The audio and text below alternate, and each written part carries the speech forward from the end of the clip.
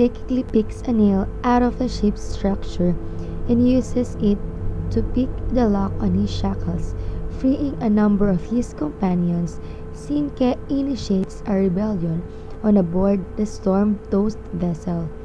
In the ensuing fighting, several Africans and most of the ship's Spanish crew were killed, but Sinke saves two of the ship's officers, Ruiz and Montes, whom he believes can sail them back to Africa.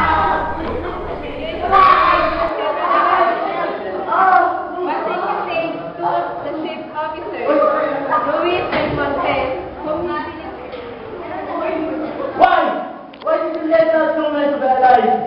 They will help us to go back to Africa, our land. I don't think so.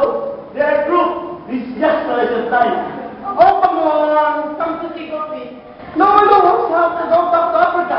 Just make sure that nothing will go wrong or else. Yeah.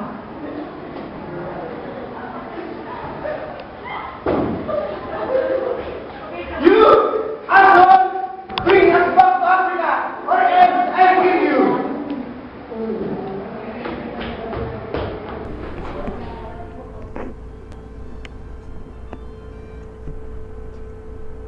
The next day, they sight land.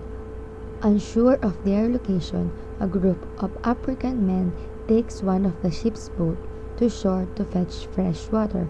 While there, Amistad is found by military vessels. Save us! We're captured by the slaves. An American flag. The Spaniards have tricked the Africans by sailing directly for the United States.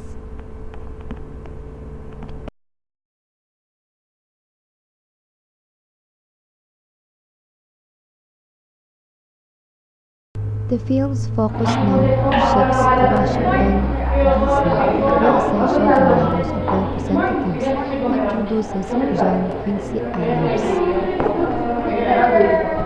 the elderly former president and politician. I know that you've heard the news about there were first stayed by officers of the brig of Long Island. They were convinced that happened under what authority? I don't know. And given over to the Long Island that about 40 of them, including 4 or 5 children. The arrangement is day after tomorrow, and we are here to ask you to help. Hey, sorry, but I don't want to engage on that.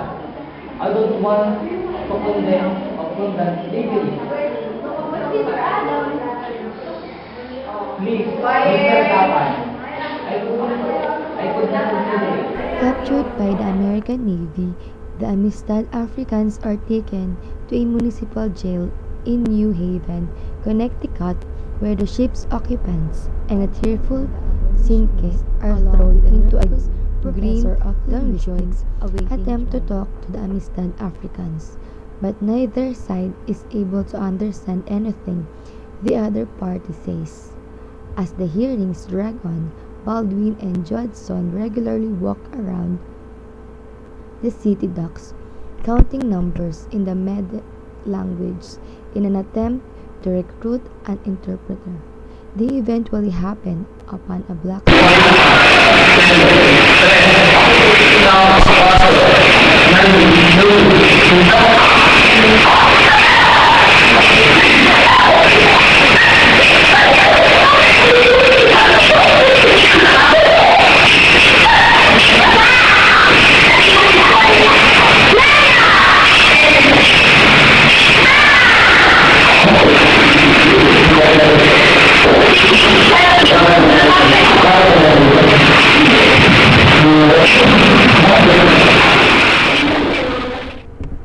Using Covey's linguistic abilities, Baldwin and his companions are able to talk to Sinke.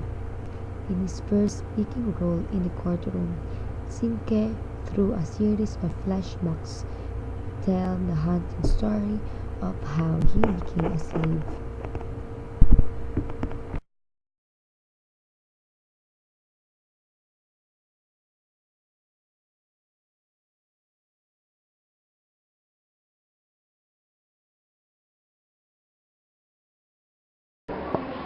Game. Especially if you look, there's annotation in the correct the number of pieces of the board and their number by.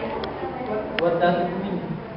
Well, if you look at it in conjunction of same testimony, I would say that I am looking at the 17th century capital.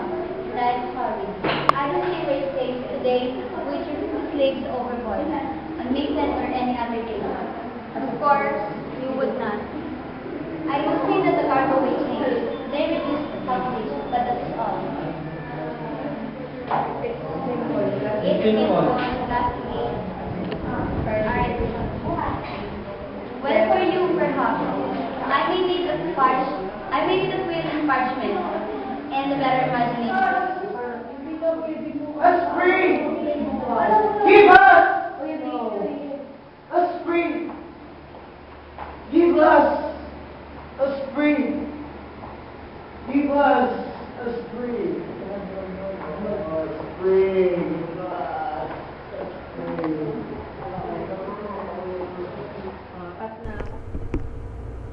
Baldwin wrote a letter for Adams. The letter states that to His Excellency John Quincy Adams, I have understood from Mr. Watson that you are acquainted with the plight of Amistad Africans. If that is true, then you are aware that we have been at every step successful in our presentation of their case. Yet, despite this, and despite the unlikelihood of President Van Buren's re-election, he has appealed our most recent favorable decision to the highest court in the land. As I am sure you are well aware, 7 of 9 of the Supreme Court justices are themselves Southern Salved owners. Sir, we Your Honor, I derive much consolation from the fact that my colleague Mr. Baldwin here has argued the case in so able and so complete a manner as to leave me scarcely anything to say. However, why are we here? How is it simple plain property? Issues has it. However, why are we here? How is it that a simple plain property issue that should not find itself so enabled as to be argued before the Supreme Court of the United States of America? This is the most important case to come before this court because what it is in fact concerned, it is very nature of man. Well, gentlemen, I must say I differ with the keen minds of the South and with our President, who apparently share their views, offering that the natural state of the mankind is instead. And I know this is the controversial idea. Idea is freedom. Is freedom. And the proof is that the letter to which a man, woman, and child will go to regain disseminate his enemies. He will try and try and try against all odds, against all prejudices, to get home. This is a man of black. We all see that. That we all see as easily. That which is equally true. This is the only true hero. True hero in this room. Now, if the court is fighting for his life, if he were white and his slavers were British, he wouldn't be standing so heavy the weight of the medals and honor. We should bestow upon him. Songs will be written about him. The authors of our times would fill books about him. His history, their history, would be told and retold in our classroom. Our children, because we will be sure of it, we know his name as well as they know Patrick Henry. Yet, in South is right, what are we to do with that embarrassing, annoying document? The Declaration of Independence. What of its consists? All men are created equal. Inalienable rights, life, liberty, and so on and so forth. What on earth are we to do with this? I have a modest suggestion. James Madison, Alexander Hamilton, Benjamin Franklin, Thomas Jefferson, George Washington, John Adams. We've long resisted asking you for guidance.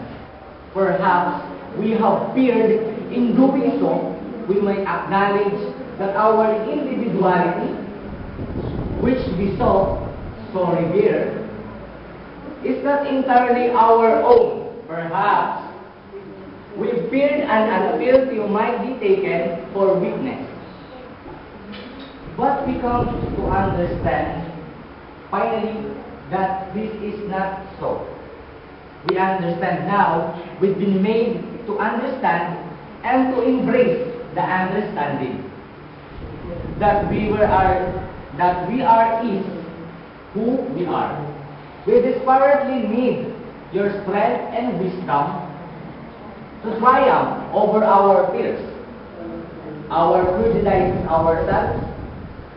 Give us the courage to do what is right. And it is when civil war, then let it come. And what it does may be, finally, the last battle of the American Revolution.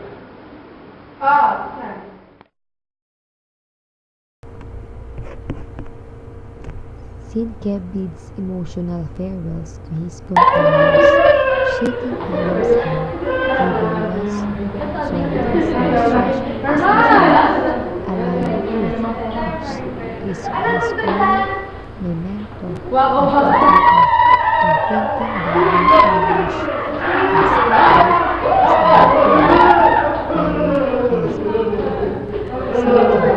words of farewell in the Mende language to the African leader.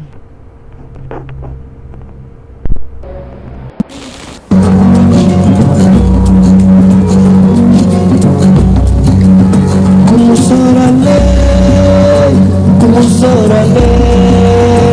sorale,